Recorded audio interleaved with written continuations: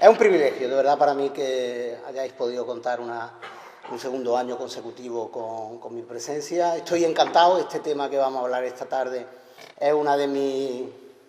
Bueno, diréis que soy un tío raro, y es verdad, lo puede corroborar mi esposa, soy un tipo bastante raro.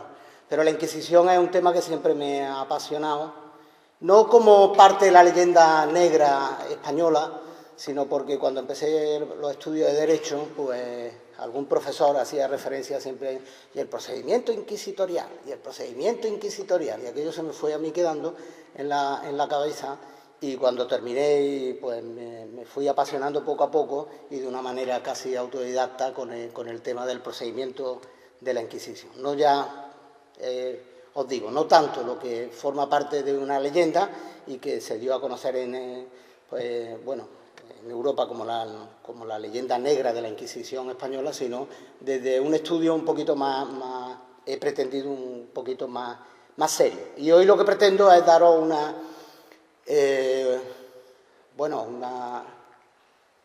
una composición bastante genérica por un lado, pero bastante amplia por otro, que puede abarcar todos los aspectos de lo que no solamente significaba la Inquisición, sino aproximarnos históricamente a los antecedentes de lo que fue la Inquisición española, distinguir la Inquisición como tal de lo que fue la Inquisición española como un fenómeno único y diferencial del resto de Inquisición europea, abordar un poquito lo que fue la naturaleza de esa Inquisición en España, una breve descripción del procedimiento y luego después entraríamos en la materia que a lo mejor muchas veces es la que más llama la atención, que fueron los autos de fe y las penas que se imponían.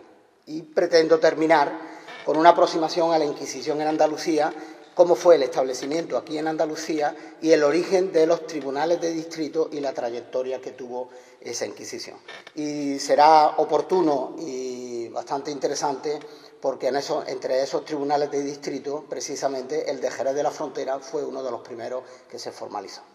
Así que espero de verdad que sea de vuestro agrado y sin más pues voy a entrar en la materia.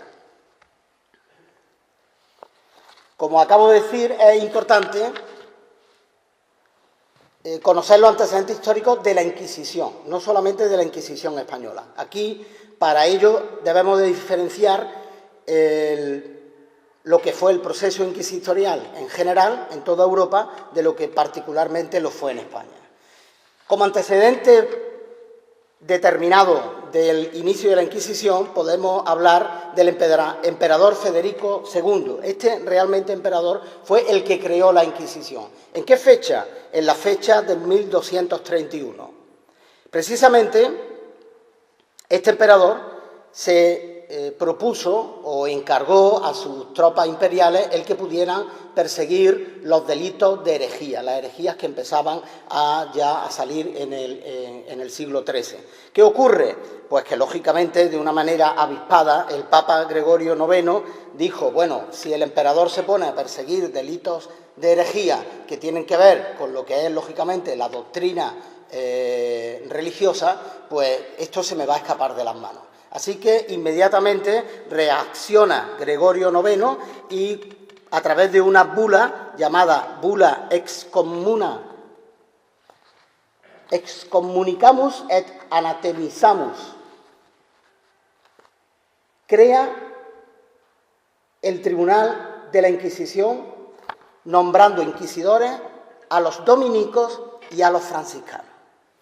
Esto es interesante porque normalmente tenemos la idea de que los franciscanos no tuvieron nada que ver con la Inquisición. Sin embargo, en el inicio de la creación, en la bula del Papa Gregorio IX, son precisamente también los franciscanos los que son encargados de velar por esa herejía. También es cierto, y hay que decirlo, que precisamente por el carisma de la orden franciscana, ellos mismos se fueron apartando de lo que fue el proceso de Inquisición, que finalmente, de una manera o de otra, quedó más bien en manos de la orden de los dominicos. Esto sí es cierto. Por eso que precisamente hubo en el inicio de la Inquisición. Hablo de la Inquisición europea, la que se conoce como Inquisición pontificia. Ahora después veremos por qué tiene ese nombre tan peculiar. Pero precisamente el que estuvieran franciscanos nombrados como inquisidores tiene que ver con que el origen que se le dio a la Inquisición en principio no era la de buscar el castigo, sino que era la de verdaderamente encontrar el error herético para poder reconciliar a la persona equivocada con la doctrina ortodoxa. No fue perseguir la herejía para obtener un castigo el origen de la Inquisición. Pero veremos que pronto se perturba o se pervierte ese origen y se convierte en lo que en definitiva ha pasado a la historia, que era buscar para castigar. ¿Cómo ocurre eso? Pues eso ocurre a través de una nueva bula papal, en este caso la del Papa Inocencio IV en el 1252, donde autoriza la tortura para obtener la confesión.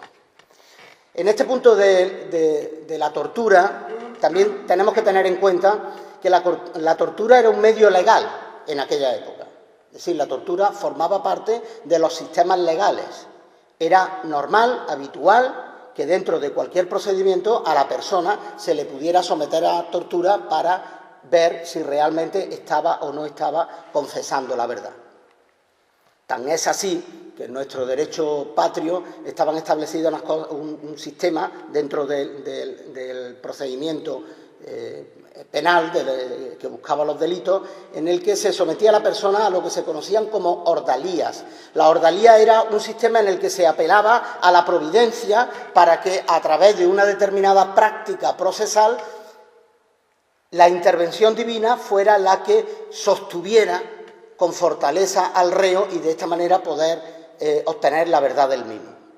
Lo voy a explicar con un ejemplo porque veo que las caras están diciendo, este hombre, ¿qué me está diciendo de la ordalía? Una ordalía muy habitual en España era la de someter a la persona que tenía que confesar a que introdujera sus manos en un caldero de agua hirviendo. Si la persona introducía sus manos y aguantaba la tortura, se entendía, por las personas que estaban llevando la investigación a cabo, que había sido solo y exclusivamente por el poder de Dios, porque era imposible que una persona sin esa intervención divina pudiera soportar el hecho de la tortura.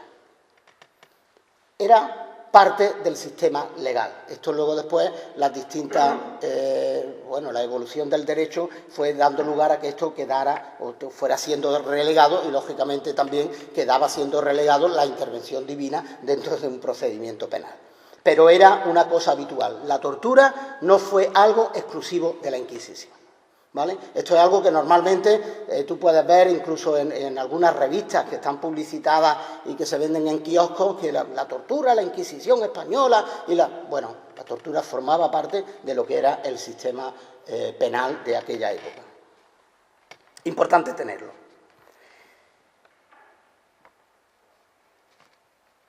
Tenemos que tener en cuenta también una bula excepcional que se dicta para perseguir la herejía de abigenses y de cátaros. Esta bula, dada por el Papa Lucio III, conocida como la bula ad abolendam, es importante porque a raíz de ella toda Europa toma una única estructura de Inquisición, en esa época y en ese momento. A esa Inquisición es a la que se le conoce como Inquisición pontificia. ¿Por qué? Porque deriva de una bula papal, pero luego después el nombramiento de los inquisidores quedaba dentro de los provinciales, bien de los franciscanos en un primer momento franciscanos y dominicos, y posteriormente solo y exclusivamente en dominicos. Delegación papal a los dominicos, a los principales, a los obispos de cada distrito territorial, y la competencia para nombrar al inquisidor quedaba en manos de ese superior de los dominicos. Ahora después veremos la gran diferencia con lo que fue la Inquisición española. La Inquisición española se va a distinguir de la pontificia en una cosa fundamental. también por una bula, que ahora la citaremos, papal, deriva esa potestad, pero ya no va a los dominicos, al principal de los dominicos, sino que va directamente a los reyes católicos. De manera que son los reyes católicos en España los primeros monarcas que designan directamente a sus inquisidores. Y esto es lo que hace que la Inquisición española sea completamente diferente de la Inquisición europea. Cuando hablemos de la naturaleza de la Inquisición, veremos que este punto es fundamental, pero por ahora simplemente vamos a retenerlo.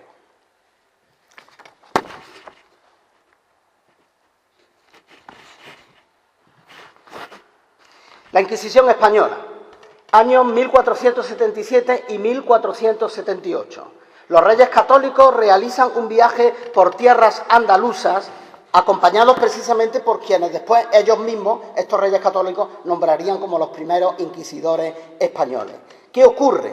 Que en esa visita a los reyes católicos se les hace ver y comprobar cómo toda la oligarquía que rodeaba a todo el Estado en aquella época de la corona, rodeaba la corona, estaba copado por judeos conversos que eran médicos, que eran notarios, que eran abogados, que eran mercaderes, que eran artesanos, que eran prestamistas, de manera que era realmente para el objetivo de esa unidad territorial que ya conocemos de los reyes católicos, era un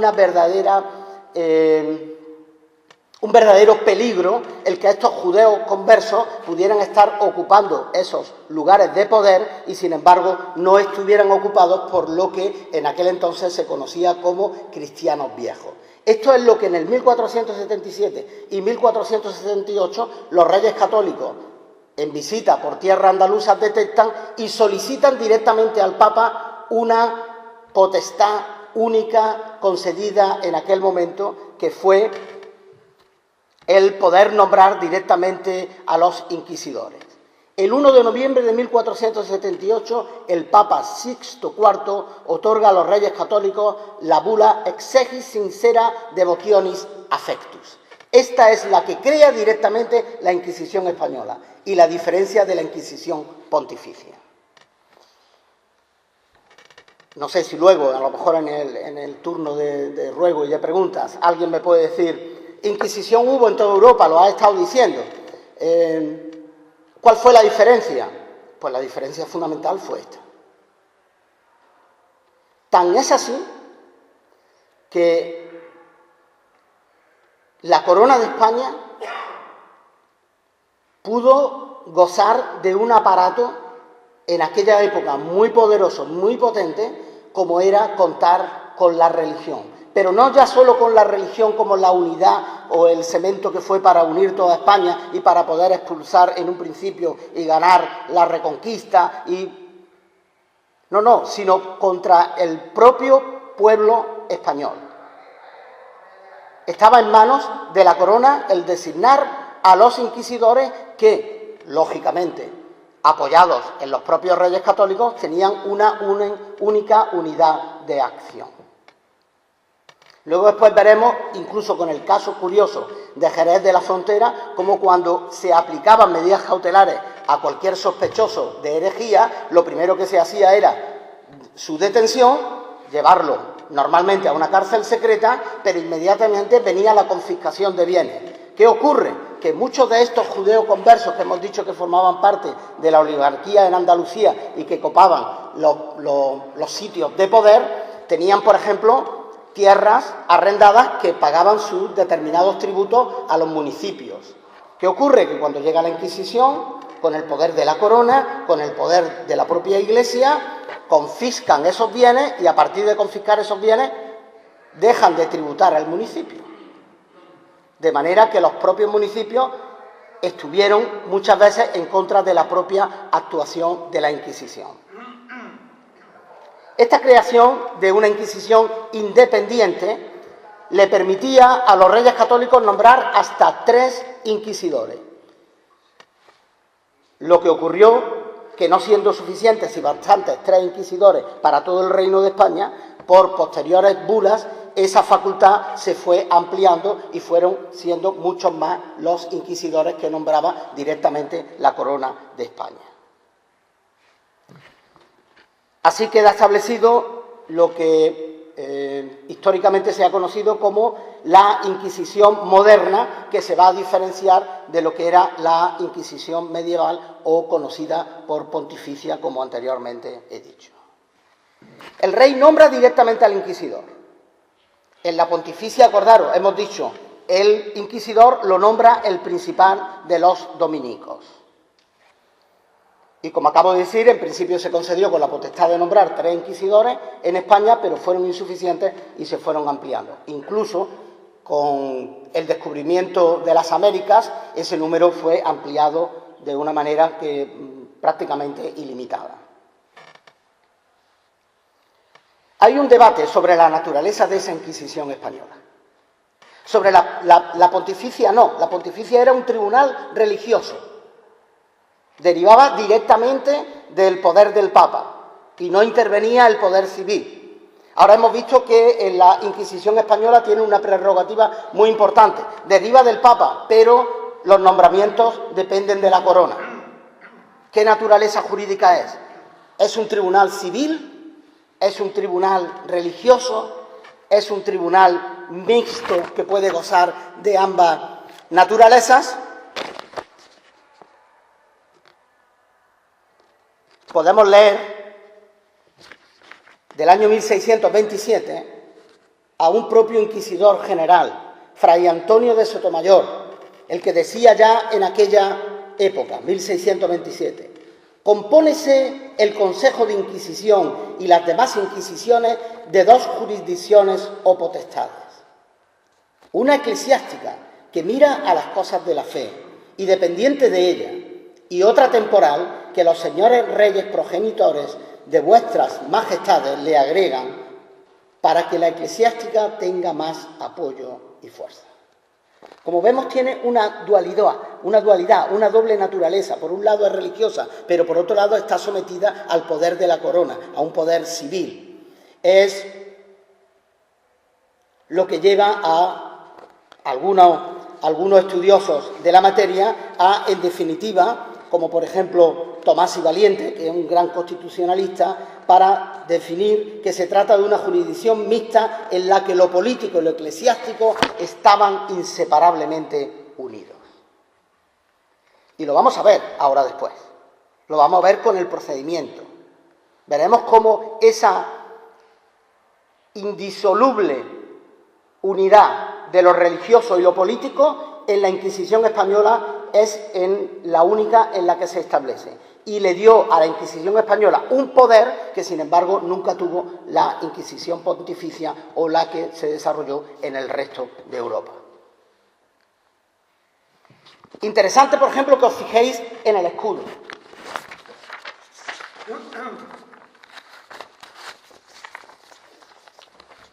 Me voy a ver si llego hasta aquí. Bueno, os lo señalo desde aquí. Fijaros en ese escudo, de color verde, el propio de la Inquisición española. Vemos una rama de olivo en vuestra imagen, a la izquierda, y a la derecha una espada, y en medio una cruz arbórea, y todo el escudo de color verde.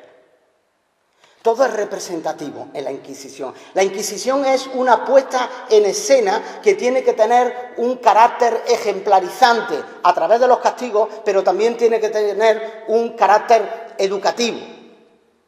Queremos decir algo y lo queremos decir con los símbolos que usamos. Y os animo a que cuando, no sé si por motivos de conciencia no lo hacéis, pero yo, como soy como he dicho, un friki de este tema, pues me gusta ver la Semana Santa para tratar de captar y de reconocer los vestigios que todavía quedan hoy día en el distinto procesionismo que tienen su origen precisamente en la Inquisición española. El color verde, el color de la esperanza. La rama de olivo, indicativa de la reconciliación con la Iglesia, aquello de injertados en el olivo. La espada, lógicamente, el símbolo de la justicia civil, el castigo al hereje, y una cruz arbórea típica de la Inquisición española. Y alrededor del escudo, aunque ahí no se ve, pero se veía, por ejemplo, en la primera diapositiva,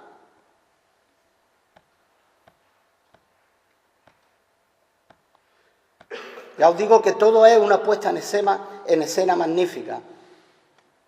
No, me fui. Ahí. Rodeando el escudo, el Salmo 73, en latín. Álzate, oh Dios, a defender tu causa. Una puesta en escena magnífica, estudiada al detalle. Ahora continuaremos y seguiremos viendo algunos otros detalles.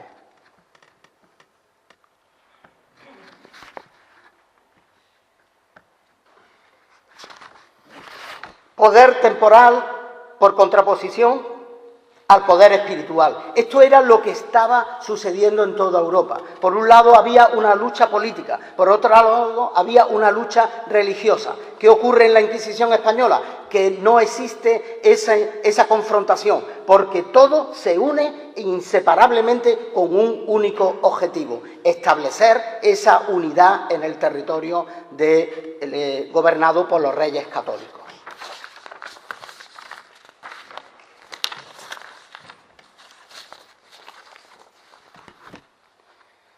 Como decíamos, el constitucionalista Tomás y Valiente dice que tiene una naturaleza mixta. Lo político y lo eclesiástico estaban inseparablemente unidos, lo dije anteriormente. Se juzga con arreglo a una jurisdicción espiritual. Vamos a juzgar en principio. Luego veremos que hasta esto los reyes católicos lo ampliaron y con la correspondiente autorización del Papa y de la Corona. Pero se juzga en principio delitos de herejía.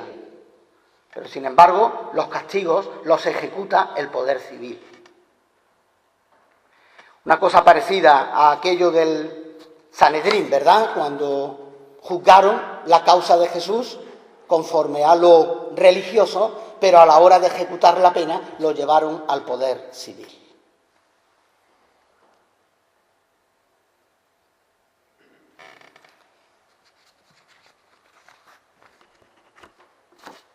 Inseparablemente unidos, pero la jurisdicción civil estaba sometida a la jurisdicción religiosa. Esto es importante tenerlo claro. Las autoridades civiles estaban obligadas a cumplir y obedecer todo lo que un inquisidor estuviera demandando. No solo un inquisidor, todo lo que el tribunal de la Inquisición, todo el aparato inquisitorial estuviera demandando de las autoridades civiles. Y tenían que colaborar con esas autoridades bajo pena de excomunión. Os vais haciendo ya la idea de... Tenemos que situarnos en los siglos donde estuvo vigente. No podemos ver la Inquisición con la mentalidad que tenemos ahora. Tenemos que intentar verlo con la mentalidad de las personas que vivían en aquella época. Si ya se le tenía temor a los grandes nobles, a la corona, al rey, a sus majestades, imaginaros unido eso al poder religioso.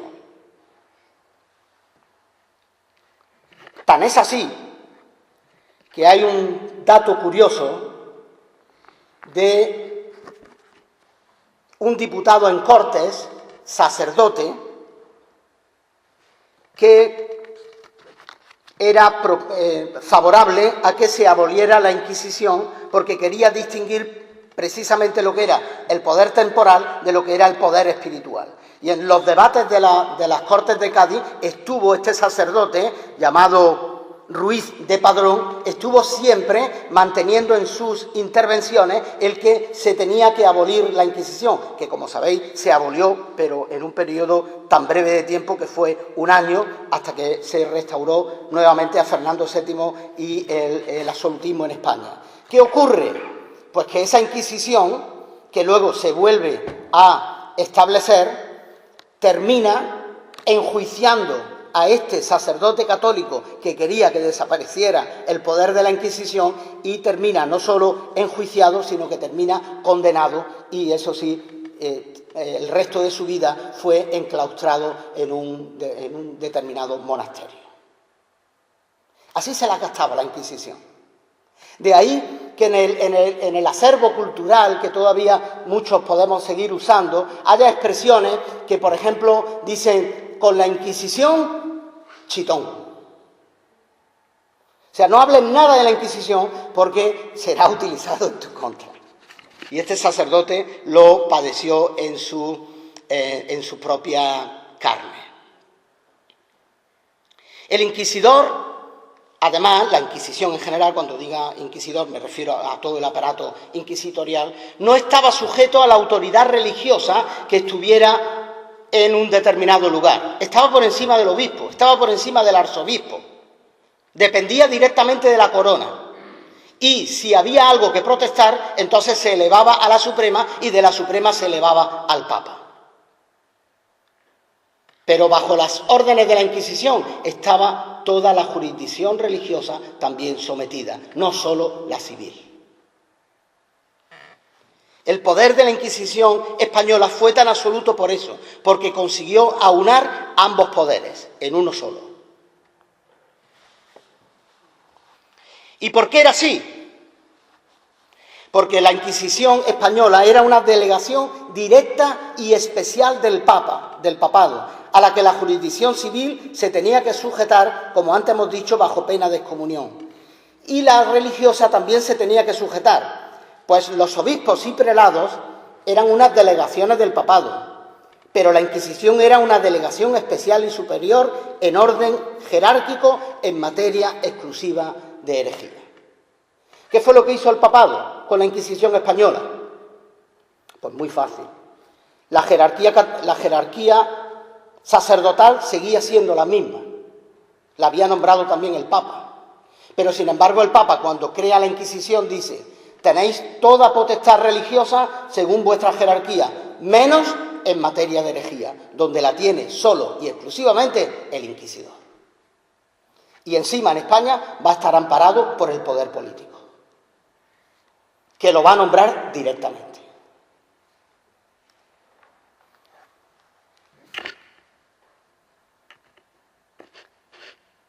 Pongo aquí un ejemplo, no sé si alguno de vosotros habéis visto, si no lo habéis visto os lo recomiendo, más que ver la película os recomiendo que leáis el libro, que es lo que está verdaderamente bien. Pero un libro que fue muy famoso en los años 90, creo recordar, de Humberto Eco, llamado El nombre de la rosa. En El nombre de la rosa hay una escena en la que, bueno, todo se desarrolla a través de una abadía, donde está sucediendo una serie de muertes sospechosas, que parece que tienen que ver con las profecías de los fin del tiempo del Apocalipsis, y donde llega un franciscano, curioso, que, creyéndose la realidad empírica de las cosas, empieza a tratar de buscar el verdadero origen de esos crímenes. Lo que ocurre, curioso, y viene al ejemplo, es que cuando, todo el libro gira alrededor de la discusión de aquella época de si el papado debía de ser pobre, debía de renunciar a su riqueza y coger el carisma de los franciscanos, o por el contrario, debía de hacerse cada vez más rico para precisamente poder seguir extendiendo su reino en este mundo. ¿Qué ocurre? Que en esa abadía se iban a ver, por un lado, una delegación de franciscanos y, por otro lado, una delegación de dominicos. Y empiezan a ir llegando unos y otros. Ocurre que en un momento dado, de la delegación de los dominicos, llega un inquisidor. Y como está habiendo unos crímenes, y se supone que son crímenes que tienen que ver con brujería, pues hay una escena en la que se ve al abad del monasterio cediendo la autoridad al inquisidor. A esto es a lo que me refiero. El inquisidor estaba por encima. El inquisidor estaba en aquella abadía, mientras que no había ningún problema de brujería y de herejía, en la abadía mandaba el abad. Pero en el momento que se sucede algo que tiene que ver con brujería, pierde todo el poder y en cambio lo tiene el inquisidor. Y eso era real y estaba así establecido. Tan es así que ahora lo veremos a lo largo del procedimiento, cuando el inquisidor o la Inquisición llegaba a algún sitio y comenzaba el procedimiento, que a continuación vamos a ir ya desgranándolo, toda la autoridad civil, religiosa y militar de la ciudad donde fuera o de la población donde estuvieran, cedían todo durante el tiempo que estuviera allí el inquisidor. Poder absoluto. Poder absoluto.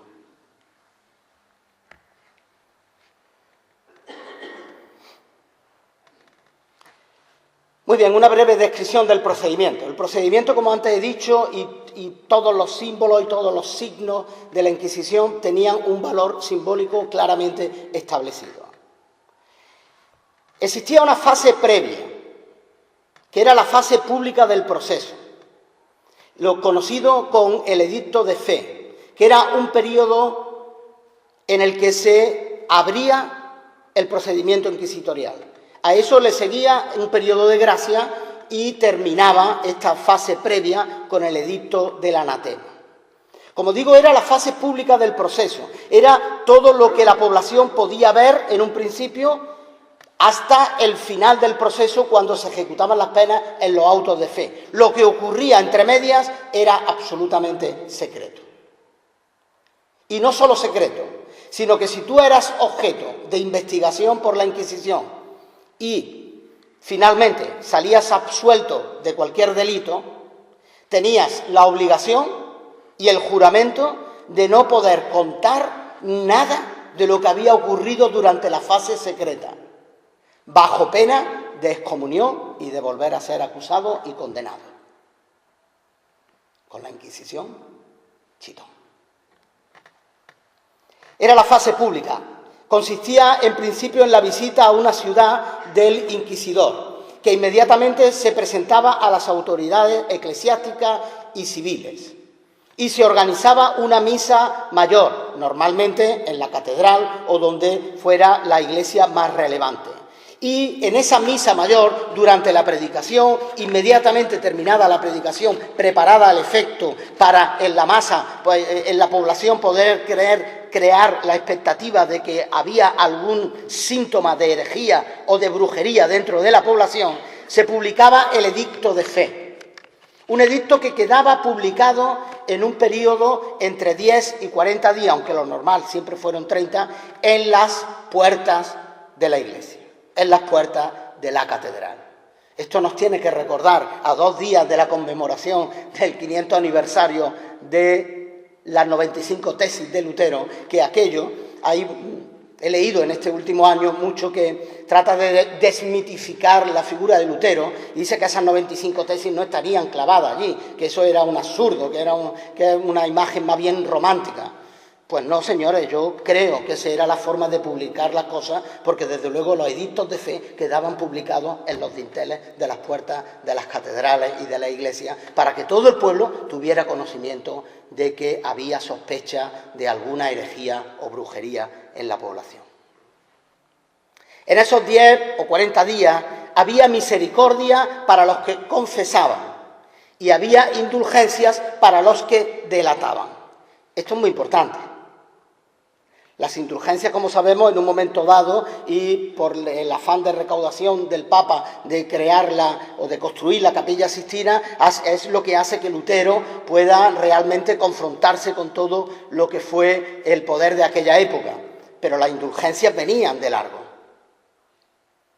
Lo que ya fue a través de la recaudación de fondos, digamos que fue el culmen, el clímax de una práctica que era evidentemente antibíblica, y fue lo que Lutero peleó, pero las indulgencias estaban establecidas. De manera que si tú delatabas a tu vecino, es decir, le dabas al inquisidor información acerca de alguien que podía resultar sospechoso, a ti te daban una indulgencia y salvabas X años del purgatorio.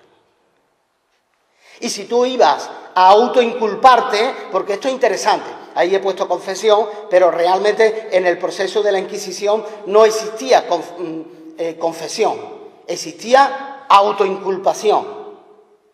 Esto es muy interesante, porque la diferencia es importante y el matiz tiene relevancia. Cuando tú vas a confesar, tú vas privadamente a un sacerdote, confiesas tus pecados, el sacerdote te impone una disciplina, pero te da la absolución. En el proceso de la Inquisición no hay una confesión, hay una autoinculpación. Tú te inculpas de haber cometido un delito de herejía. Al autoinculparte, eso se hace público. Primera diferencia, la confesión es privada. Segunda diferencia, ese hacerse público además va, y ahora lo veremos, a través de una serie de pruebas y de la lectura de una sentencia, donde se te impone un castigo, no una penitencia. Y donde todo lo más no salvas tu alma, sino que puedes ser reconciliado en el seno de la Iglesia. Confesión no, autoinculpación sí. La Inquisición hizo un sistema absolutamente legal, apartándose de lo religioso, pero usando evidentemente todos los aspectos de la religión que le interesaban para luego después hacer la mayor puesta en escena de algo tremendo como fueron los autos de fe. En el período de gracia, una vez publicado el edicto de fe, una vez transcurridos los normalmente 30 días, el inquisidor estaba disponible para escuchar esas delaciones, es decir, para que alguien acusara a otro de alguna sospecha, o esas autoinculpaciones.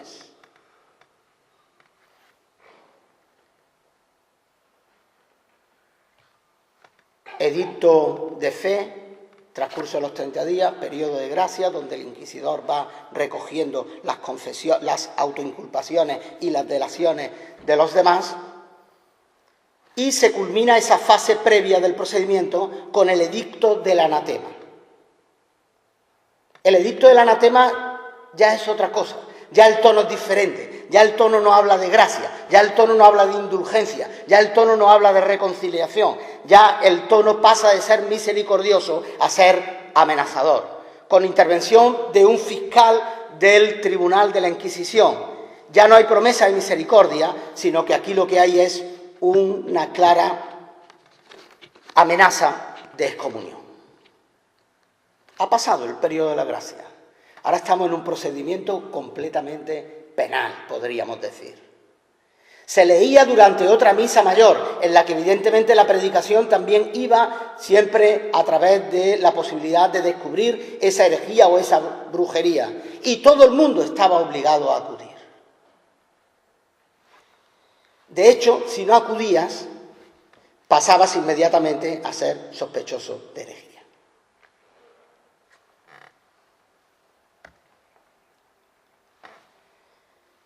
Terminado el edicto del anatema, se pasaba ya a lo que se conoce como la fase privada del procedimiento inquisitorial. Un procedimiento sumario y de calificación. Un procedimiento que ocurría siempre dentro de las cárceles, del interior de las cárceles de la Inquisición. Luego veremos cómo, dependiendo del tipo de delito, incluso de la persona que lo cometía, había diferentes cárceles. Y también hay que tener en cuenta que existieron incluso cárceles secretas de la Inquisición. Esta fase de sumario se inicia, como hemos dicho, con las delaciones que ya se obtuvieron en el periodo de gracia o con las autoinculpaciones que se pudieron recibir, así como con la recopilación de pruebas que tuvieran. Y se abría el sumario, la causa. Inquisición viene del verbo inquirir, que es investigar ante la mínima sospecha. Por eso se admitía la delación. Por eso hubo procesos inquisitoriales en España, por ejemplo, por decir ante una determinada calamidad o ante una determinada enfermedad, esto no lo aguanta ni el santo Job. Herejía. Por una simple expresión. Herejía. O por no creer en algo que también Lutero tuvo mucho que ver, como fueron las reliquias, el no adorar una reliquia, o como anteriormente he dicho, el no acudir a la misa mayor donde se fuera a publicar el edicto de fe o el edicto del anatema. Imaginaros la presión psicológica, social que recibía la población cuando el inquisidor se presentaba. Las delaciones era una cadena que no tenía límite. Un acusado llevaba a otro. Se sospechaba del que había dicho lo del Santo Job, pero al interrogar al que había dicho que esto no lo soporta ni el Santo Job, pues a lo mejor hacía referencia a otro vecino, a un familiar, y esto era continuamente.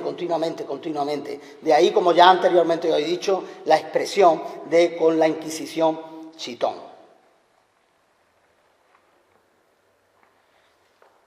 Se terminaban de recoger todas las pruebas, todas las delaciones, todas las autoinculpaciones y se pasaba el sumario a los que se conocían familiares de la Inquisición, que eran conocidos como calificadores.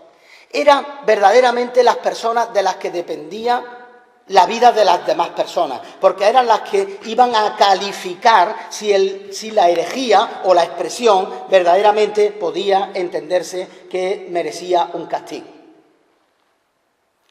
Si se calificaba, se tomaban medidas cautelares, ya lo he dicho anteriormente. Una de ellas era la confiscación de bienes y la cárcel.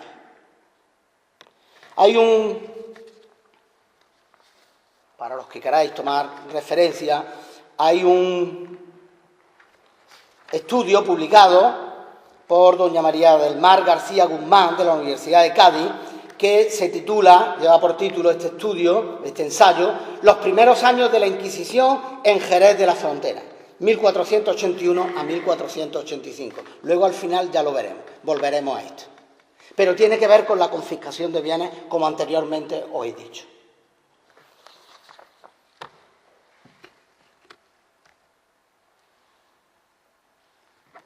Existían cárceles secretas, también hice alusión anteriormente. Estas cárceles eran previstas para los delitos de herejía. Existían unas cárceles que se conocían como medias. Eran para personas que estaban relacionadas con la Inquisición. Por ejemplo, cualquier sacerdote, cualquier cura. Y luego después estaban las cárceles públicas o comunes, que estaban habitadas por causas comunes que los reyes católicos, viendo lo bien que funcionaban los inquisidores, le cedieron determinadas causas civiles a la propia Inquisición. Si se salía de la cárcel, existía el juramento de no decir nada de lo visto y vivido bajo pena de excomunión. Si finalmente a ti te soltaban, ¿no?, como solemos decir en el argot de los abogados, te soltaban a la calle, no podías decir nada, ni de lo visto ni de lo vivido. Absoluto secretismo sobre el procedimiento de la Inquisición. Inmediatamente se pasaba a las moniciones, que eran las declaraciones en las que se invitaba al reo a la autoinculpación, eso sí, con la advertencia de la aplicación de la tortura. ¿Cómo funcionaba esto? Esto era durante 3 días, después de estar 3 días incomunicado y en ayunas. O sea, primero al reo se le incomunicaba, segundo se le dejaba en ayunas, se esperaba que pasaran 3 días y después durante 3 días seguidos se le llamaba ante el tribunal para que se pudiera autoinculpar y se le decía, te vamos a dar 3 moniciones, si no respondes te someteremos a tortura. Lo mejor es que el reo no sabía de qué se le acusaba. Al reo no es como ahora, no se le decía, se te acusa de un delito de... No. Al reo no se le decía nada, al reo solamente se le decía que estás aquí por algo. ¿Por qué será? Imaginaros, incomunicado, en ayunas, con la advertencia de que te vamos a estar así 3 días, tratando bien. Si no nos dices lo que hay, te vamos a someter a tortura. Y ahora después veremos algunas de las torturas.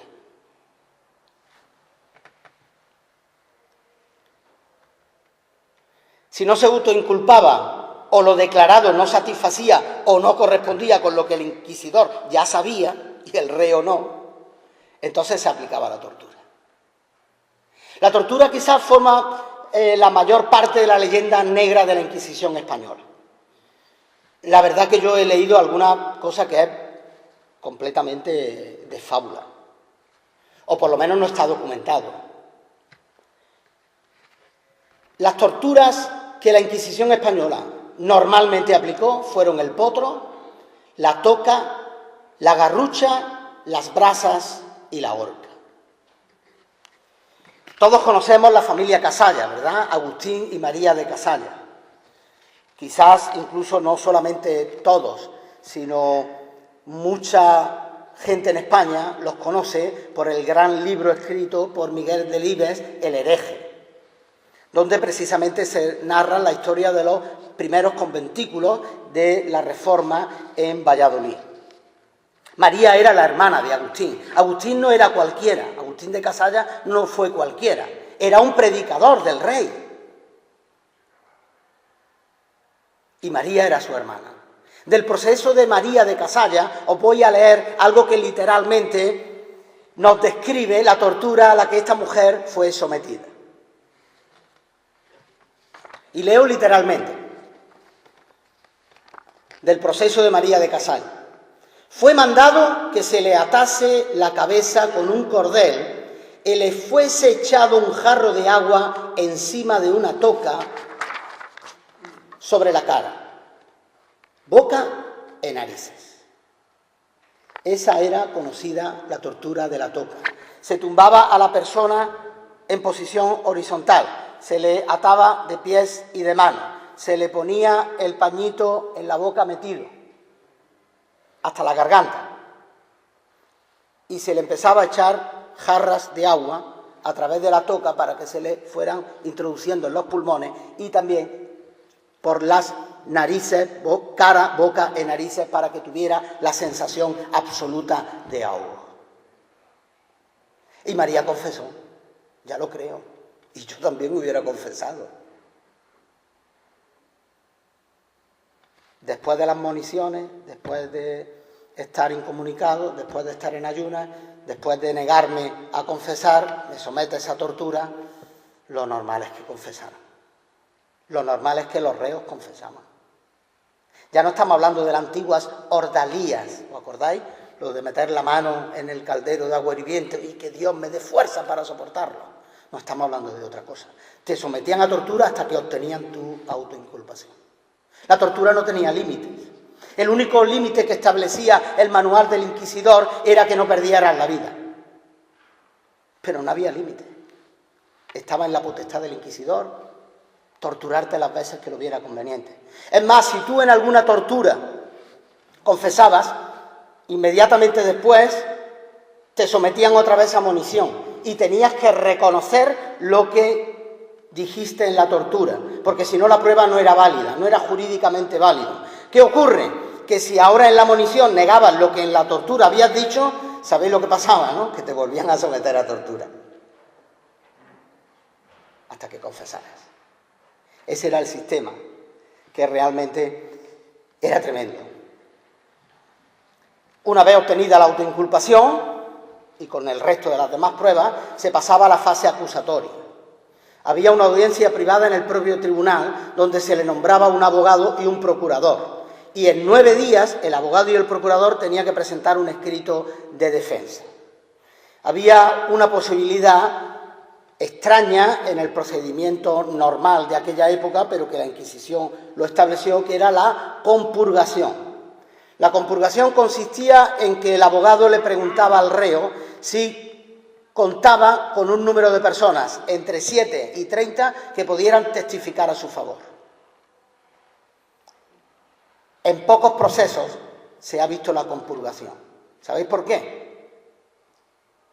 Os lo imagináis, ¿verdad? Si te presentabas a la compurgación para hablar bien de un hereje, inmediatamente te detenían y pasabas a ser sospechoso de la misma herejía. Era un sistema viciado en el propio procedimiento. En realidad el reo estaba en manos de los inquisidores. ¿Qué ocurría? Pues que los abogados, como siempre, buscamos una estrategia procesal. Y entonces muchas veces no se trataba de negar el delito, sino de intentar suavizarlo. ¿Por qué? Porque al final sí, terminaría en galera sirviendo al rey 3 años, o terminaría en un convento, o terminarías con un San Benito, pero no terminabas en la hoguera. Así que normalmente en los escritos de defensa de los abogados lo que vemos es que se reconocen los hechos, pero suavizándolos. Y se le daban 9 días. El inquisidor no tenía límite, pero el abogado solamente tenía 9 días para defender a su defendido. Y pasamos ya a lo que era la fase pública y la puesta en escena de todo el proceso inquisitorial, el auto de fe. Era la fase pública del proceso, era una puesta en escena de todo el aparato religioso, político y militar. Había tres tipos de autos. El primero, el general, para las penas mayores y de gran repercusión, que eso se celebraba en las plazas mayores, normalmente de las capitales de provincias. Luego estaba el auto de fe particular, que era para penas leves, esas se leían en las iglesias. Y finalmente estaba el auto de fe singular, o lo que se conocía como el autillo, que eran sentencias individuales y se le daba a la persona en la propia sede del tribunal, se le ponía en la calle y se le decía: estás bajo juramento de no hablar de lo que has visto y de lo que has vivido bajo pena de excomunión.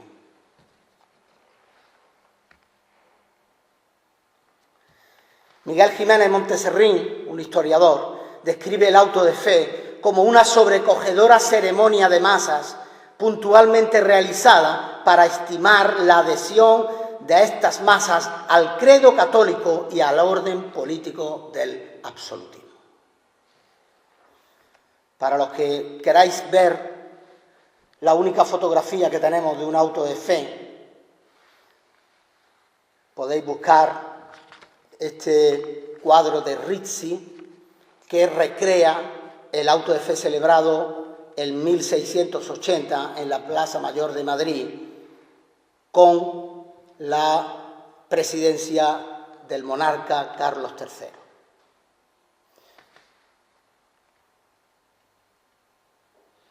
Puesta en escena sobrecogedora. El día anterior a la celebración del auto de fe se celebraba una procesión que se conocía como la de la Cruz Verde. Ya sabéis, lo del verde, ya lo hemos explicado anteriormente, que quedaba instalada en el lugar de celebración del auto de fe. Esa cruz verde llevaba un crespón negro. A veces veréis en las procesiones de Semana Santa crespones negros sobre cruces. Lo normal que te digan es que es una cruz porque Cristo va a morir. Pero a veces no es por eso el origen. A veces hay que indagar el origen de esa cofradía, porque te puede encontrar alguna sorpresa que tenga que ver con esto. No digo que sean todas, pero si los símbolos verdes están en esa cofradía y la cruz lleva el crespón negro, algo puede haber, indágalo. Esa cruz con el crespón negro se ponía en lo más alto del estrado, donde luego se iban a leer las sentencias, y había también una cruz blanca en lo alto del cadalso. ¿Qué significaba la cruz verde? El juicio de Dios. ¿Qué significaba la cruz blanca? El castigo por el delito.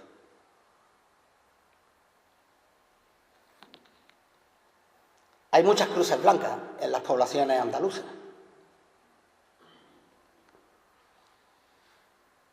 En el auto de fe se leían las sentencias en ese momento, salvo que fueran sentenciados a muerte, en cuyo caso se le leía la noche antes.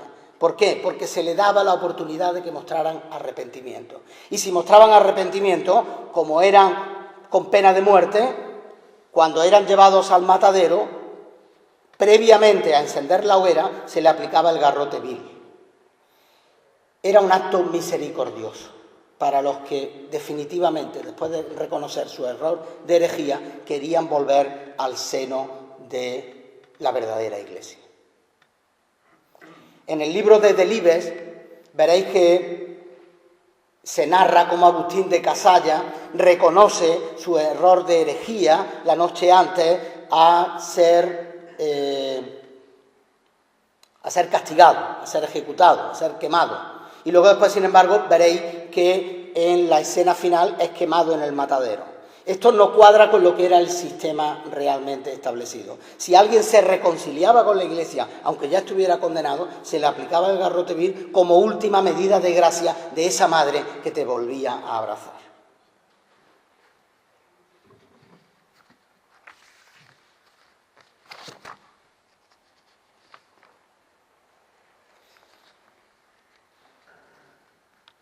Voy a leeros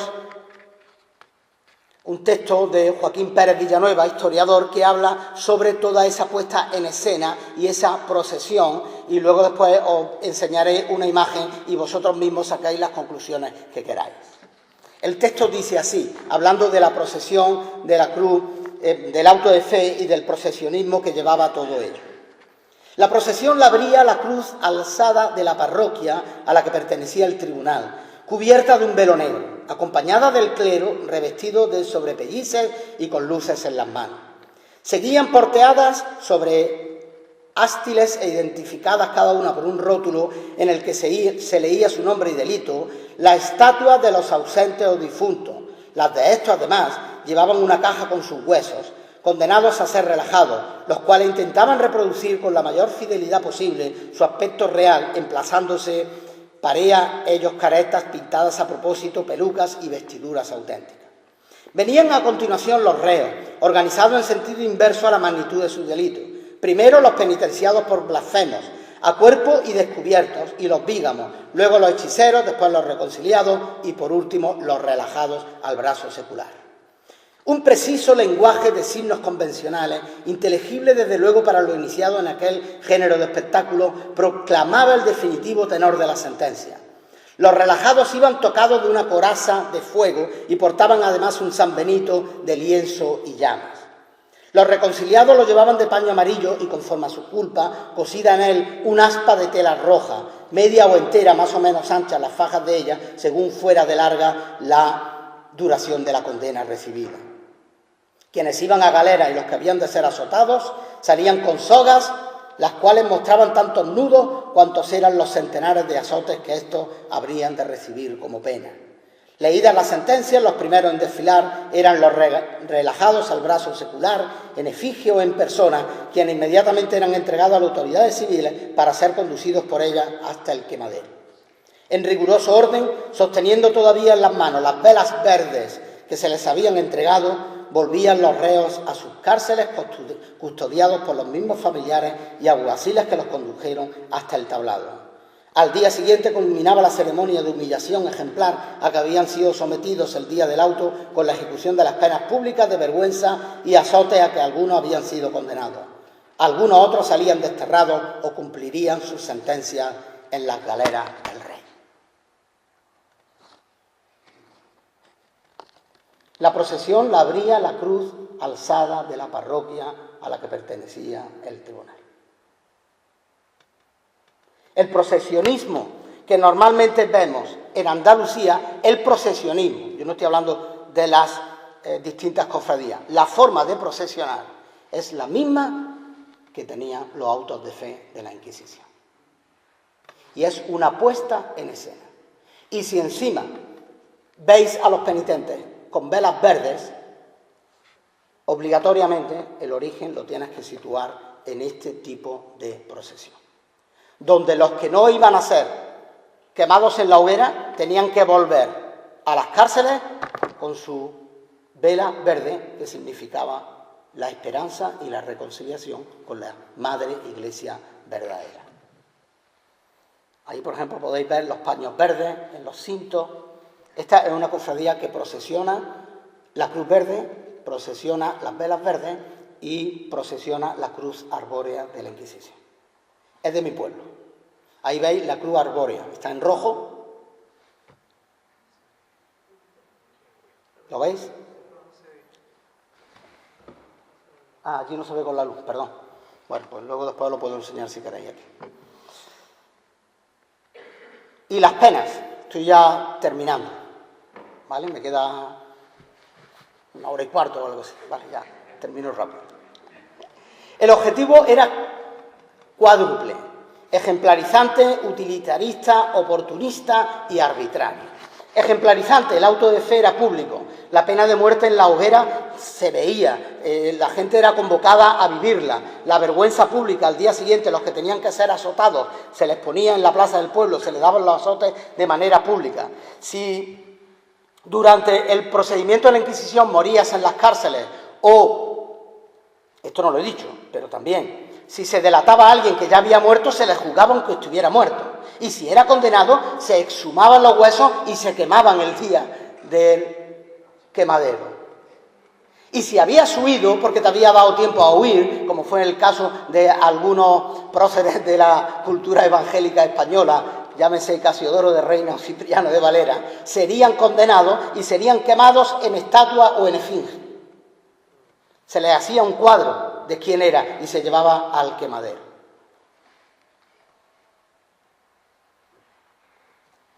Si tenías San Benito, el San Benito se te ponía y además se exhibía en la iglesia.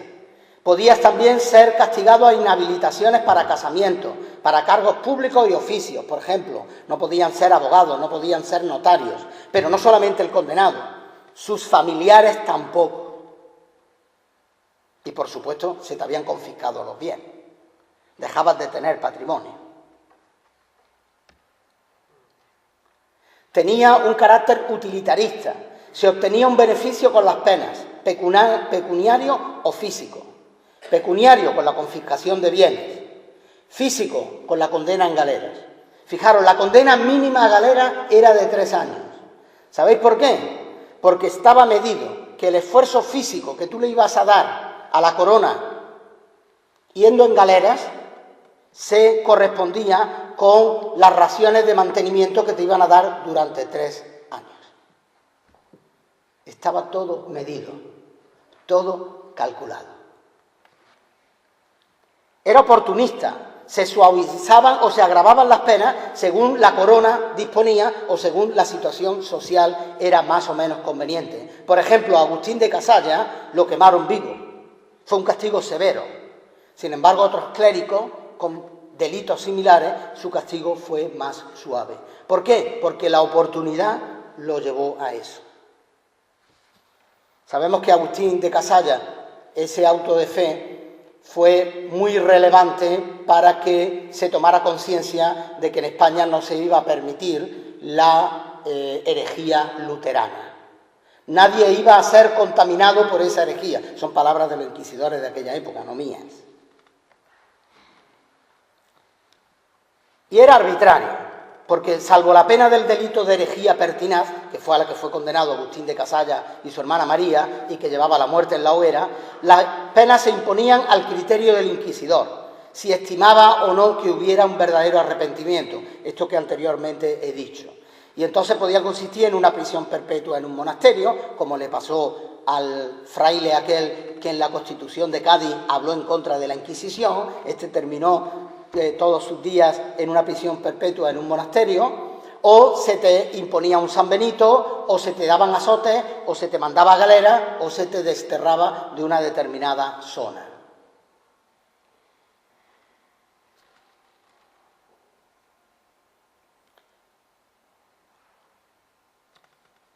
Salvo que fueras destinado a ser relajado al brazo secular, es decir, a ser quemado en el matadero, todas las demás penas eran revisables. Conmutación, dispensación, disminución o aumento de penitencia. ¿Cuál era el problema? Que el proceso nunca terminaba, salvo en caso de muerte. Si morías, acababa el proceso. Si te condenaban, exhumaban tus huesos y los quemaban en el matadero.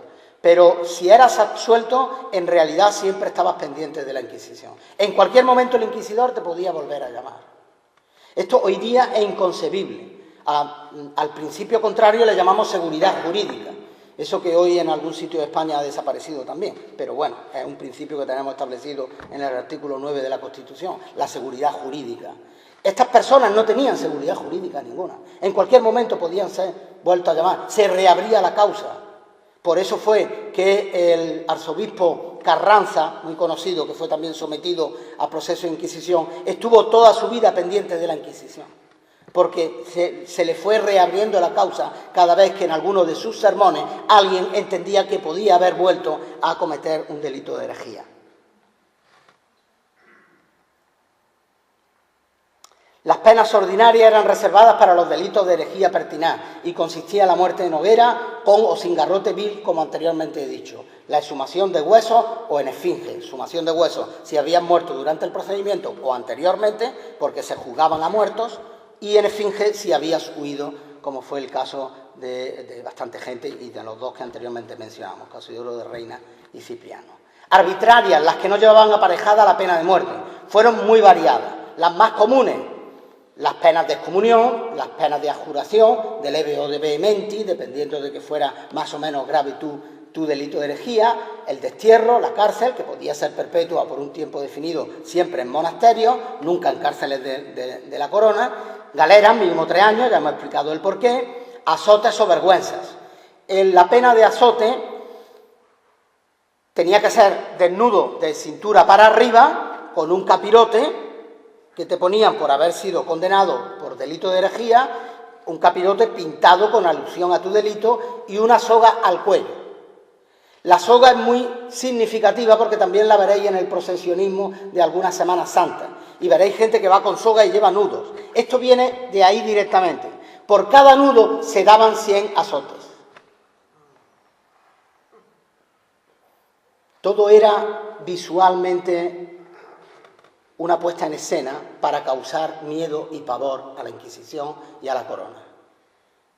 La gente, cuando veía a alguien subido en un burro, con una soga atada al cuello, con 3 nudos y un capirote, sabía que iba a ser azotado 300 veces. Y lo del capirote también tiene un refrán en España: eres tonto de capirote. Esto lo habréis escuchado. ¿De dónde vendrá lo de eres tonto de capirote? Pues viene de aquí, porque si eras condenado por la Inquisición, lo perdías todo. Te confiscaban los bienes. Esto, si no te quemaban, no podías presentarte a cargos públicos, no tú, ni tu familia, ni tus descendientes. Tus hijos y tus hijas, esto no lo he dicho antes, no podían casarse. ¿Por qué no podían casarse? Porque era la manera de que la memoria de tu familia se extinguiera. No te quemaban, pero era una muerte civil. Había también penas pecuniarias. Había que pagar dinero.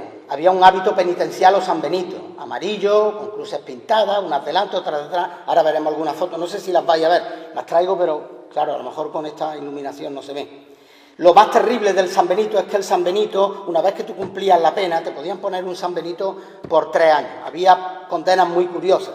Condenamos a fulano como reo del delito de herejía y tal, a llevar el San Benito todos los domingos acudiendo a misa, de manera que el San Benito te lo podías quitar en tu casa, pero siempre que salieras públicamente tenías que llevarlo puesto. Si tú ibas a la calle te tenías que poner el San Benito y obligatoriamente tenías que ir todos los domingos a misa durante 3 años con el San Benito puesto.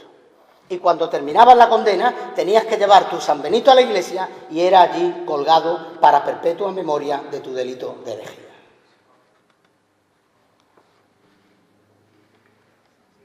No sé si ahí lo veis, un poco mejor. Un San Benito con la cruz.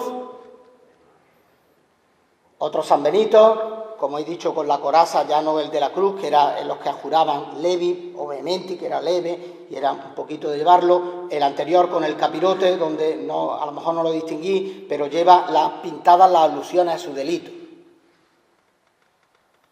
Diferentes tipos de San Benitos. Media aspa, aspa entera, capirote, dependiendo de la gravedad del delito. Esto es que tenías que llevarlo puesto. Y luego después en la iglesia se colgaba la mención de tu San Benito. Y se dejaba exhibido. Esto todavía se puede ver en algunos lugares. Ahí tenéis, por ejemplo, a Andrés Duarte, de Córdoba. Nunca se extinguía la pena de vergüenza. Ahí veis una pintura de Goya. Goya dedicó muchos cuadros a la Inquisición. Este es uno de ellos. Se llama No hubo remedio. Ahí veis lo que antes hemos dicho. Era alguien sometido a la pena de azote. Azote público, lógicamente. Y ahí va subido en un asno con su capirote y con su soga colgada al cuello con los nudos representativos de los 100 azotes por cada nudo. Las incapacitaciones para contraer matrimonio, los hijos e hijas para ejercer oficios y cargos públicos. Ya sí que estoy terminando de verdad.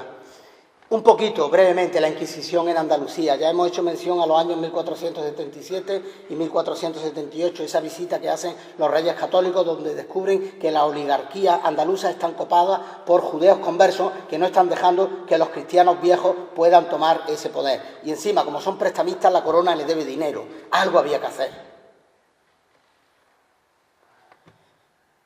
Piden al Papa Sixto Cuarto, la bula que anteriormente dijimos, Exigi sincera devotionis affectus, que es de 1 de noviembre de 1478. Primeros inquisidores generales en España, nombrados directamente por los reyes católicos, apartándose del criterio de la Inquisición pontificia del principal de los dominicos, Fray Miguel Morillo y Fray Juan de San Martín. Comienzan su andadura. En 2 años, fijaros lo que voy a decir, en 2 años, el propio Papa tuvo que llamar la atención a los reyes católicos por los abusos que estos inquisidores estaban haciendo aún dentro del clero. Y a esos abusos hace mención el artículo que anteriormente os leí sobre los primeros años de Inquisición en Jerez de la Frontera.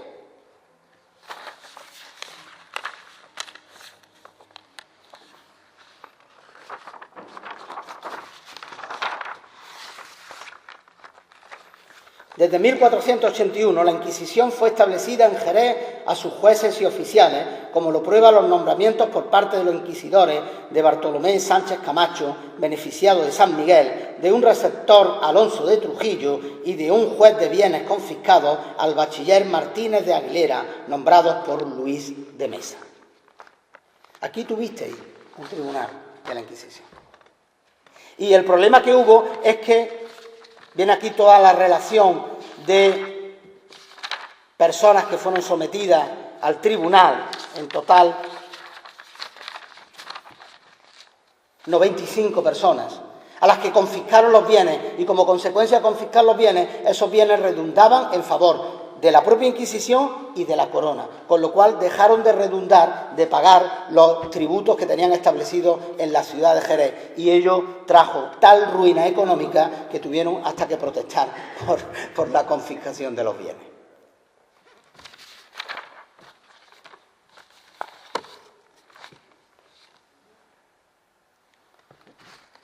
Establecimiento de tribunales en Sevilla en el 1480. Contó con una extensa jurisdicción, incluida la de Jerez, como ya he dicho. La de Jerez tuvo la trayectoria de 4 años. A partir de 1485 fue ya agregada y fue subsumida por el Tribunal de Sevilla. Era muy importante aquí la Inquisición en Sevilla, era el puerto donde mayor trascendencia económica había. Pero no solamente estaba el puerto del Guadalquivir en Sevilla, sino que estaba otro puerto muy importante, el de Cádiz.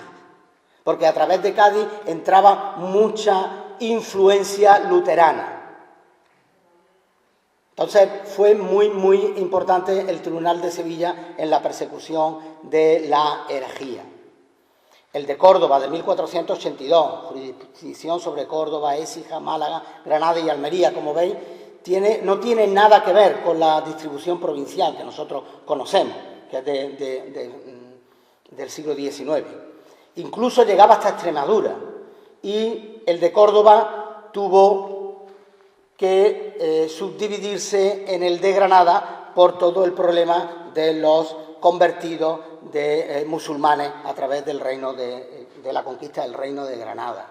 En Jaén, en Granada, ya lo he dicho, 1526, aunque con una actividad tremenda desde el 1492, unas veces perteneció a Jaén y otras veces perteneció a Córdoba. Pero una vez establecido en Granada, este tuvo jurisdicción sobre Granada, Almería, Málaga, Guadix y Baza.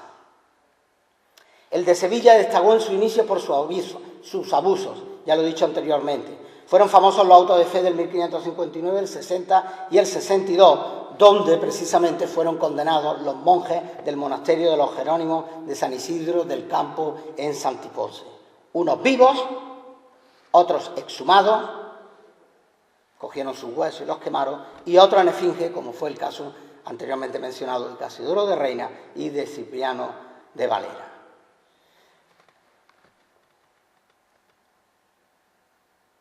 Bueno, cifra, el de Córdoba, por ejemplo, 883 condenados, 3 relajados en persona, 26 en esfinge.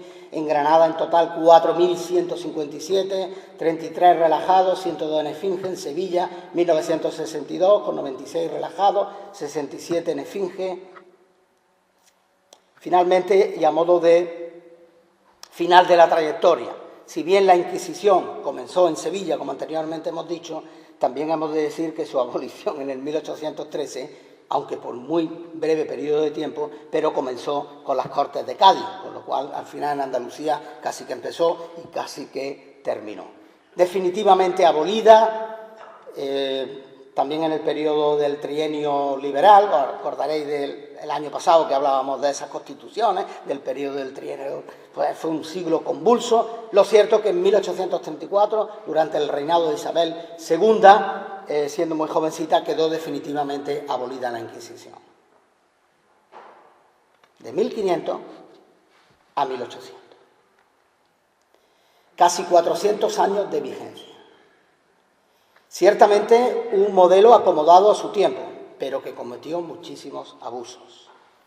Sirvió, entre otras cosas, para que en España tuviéramos esa cerrazón a las ideas que venían de toda Europa, la reserva espiritual de Occidente. El modernismo no pudo entrar en España, era muy difícil. Fue una fuente de financiación importante de la Iglesia y de la Corona. Tiene influencia en la conciencia popular, en expresiones, ya he dicho varias, en protocolos, en el procesionismo de Semana Santa, también lo he referido. ¿Por qué digo lo de protocolos? Pues os voy a contar una anécdota, que anteriormente casi se me escapa con José María. En el año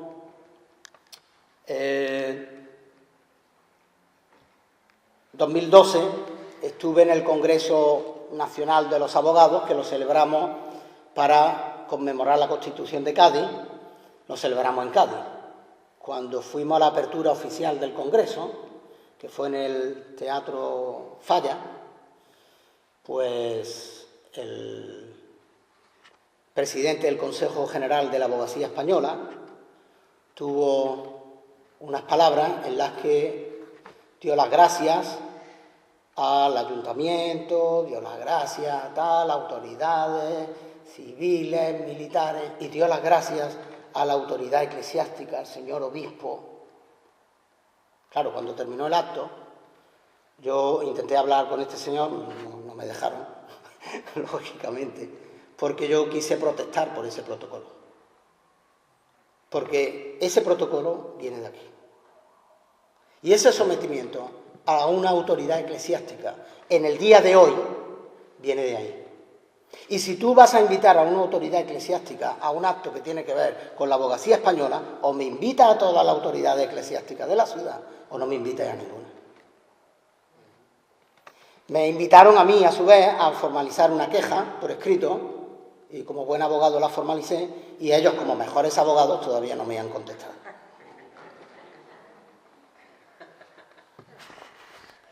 Otro hecho diferencial. Inquisición existió en toda Europa, pero muchos países europeos han pedido perdón por la Inquisición. En España todavía no se ha pedido perdón. Y alguien debería hacerlo. Y alguien debería hacerlo. Porque mi Constitución española dice que la corona española tiene derecho a todas las dignidades históricas.